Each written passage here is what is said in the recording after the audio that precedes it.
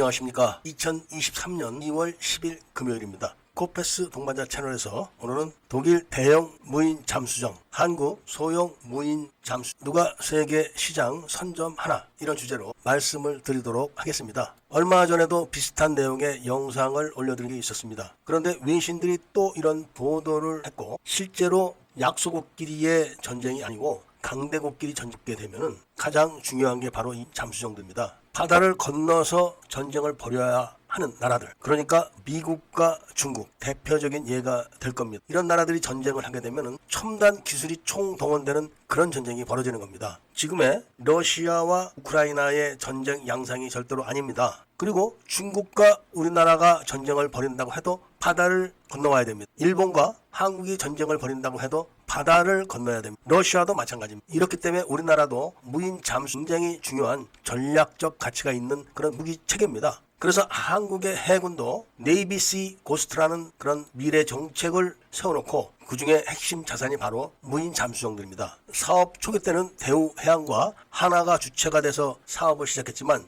지금은 하나가 다 주도하게 돼버렸습니다. 대우해양을 하나가 인수했기 때문에 그런 것이고, 그래서 속도가 붙는 겁니다. 그리고 기술 보안이라든지 하드웨어에 대한 관리, 이런 게 좀 철저하게 될 걸로 보고 있습니다. 그리고 현재 우리나라에 무인 잠수정이 실전 투입되어 있습니다. 그만큼 우리나라도 오래 전부터 이 분야에 많은 투자를 하고 있었습니다. 일단 작년 9월부터 NLL상에 무인 잠수정이 배치가 되어 있는 걸로 알려지고 있습니다. 최장 30일까지 작전을 할 수가 있고, 아직까지는 수상함에서 관리를 하는 정도의 수준입니다. 그야말로 무인 잠수정이라서 해저 1km까지도 내려갈 수가 있고, 산소 공급이 필요 없기 때문에 한 달까지는 무난하게 작전을 하는데, 일단은 수중 정찰이 주 임무입니다. 그러니까 북한의 잠수함 같은 것이 돌아다닐 경우 탐지가 용이하죠. 무인 잠수정이 실전 배치된 나라도 많지가 않습니다. 그리고 우리나라가 무인 잠수정을 실전 배치해서 그 운영에 대한 노하우 그리고 데이터를 계속 쌓아가고 있기 때문에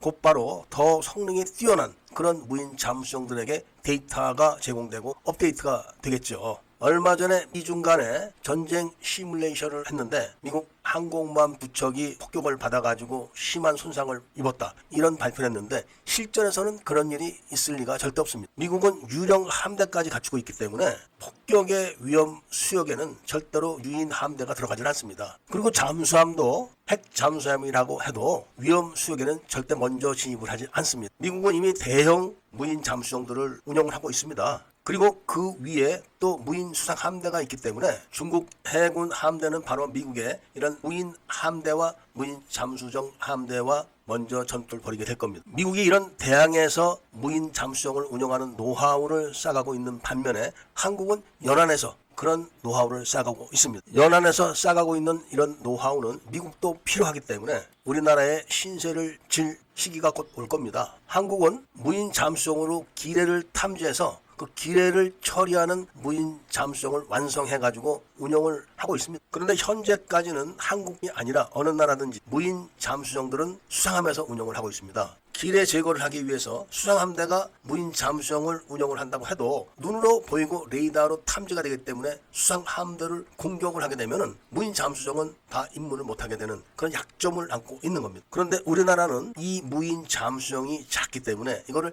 잠수함에서 관리를 하는 시스템을 개발을 하는데, 잠수함에서 발사하고 잠수함에서 수거를 하는 겁니다. 이미 10차례 시험에서 95%의 성공을 했다고 합니다. 5%의 도킹 실패를 한 무인 잠수정들 프로그램에 의해서 다시 원위치로 갔다가 재추진을 해가지고 재도킹을 시도를 한 그런 프로그램의 동원이 보입니다. 이 기술이 왜 가치가 높냐면은 수중에서 잠수함이 운영을 하게 되면은 수상에서 탐지가 불가능하게 되고, 그래서 작전의 안정성이 보장이 되는 겁니다. 그런데다가 30일가량의 작전 기간이 끝나면은 잠수함에서 회수를 해가지고 잠수함에서 연료를 재충전하고 정비를 하고 필요한 부품을 교체를 하고 바로 또 작전에 투입이 가능하기 때문에 상시 작전 태세가 유지가 되는 겁니다. 이런 시도를 하고 있는 게 한국이 유일하고, 독일은 큰 잠수함이 없습니다. 한국은 도산 안창호급 배치 3 이런 것들이 3,000톤이 넘어갑니다. 그래서 잠수함 내부에서 그런 공간이 나오지만 독일은 그런 잠수함이 없기 때문에 아예 무인 잠수함을 크게 만드는데 이게 돈이 엄청 비싸게 먹힐 겁니다. 잠수함 수출 경쟁, 무인 잠수정 제작과 수출 경쟁이 한국과